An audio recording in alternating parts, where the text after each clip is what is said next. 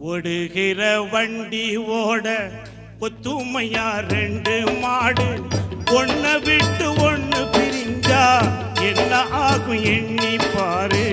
ஓடுகிற வண்டி ஓட ஒத்துமையா ரெண்டு மாடு ஒன்ன விட்டு ஒண்ணு பிரிஞ்சா என்ன ஆகும் எண்ணி பாரு. ஓடுகிற வண்டி ஓட